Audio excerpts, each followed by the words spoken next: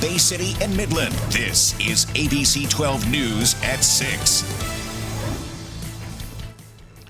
Good evening, and thank you for joining us for ABC 12 News at 6. I'm Dawn Jones. Is the Flint Water Emergency really over? Governor Whitmer's latest budget indicates her office might be leaning that way.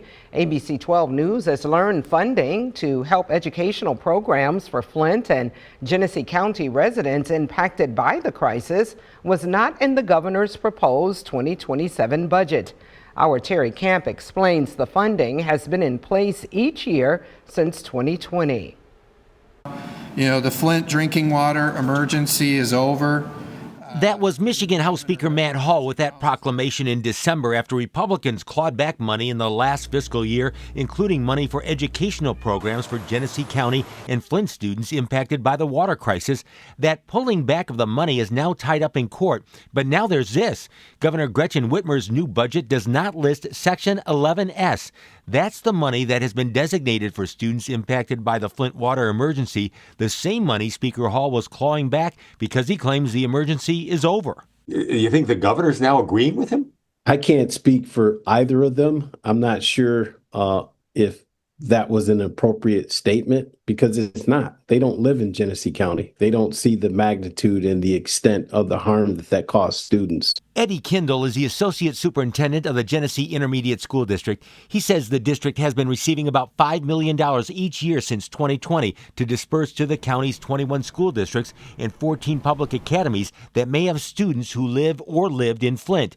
Flint Community Schools receives a separate share of that money. Intervention services that are designed to address, kind of the short or long-term educational or behavioral health impacts experienced by students who were exposed to lead in the Flint Water Emergency during that time.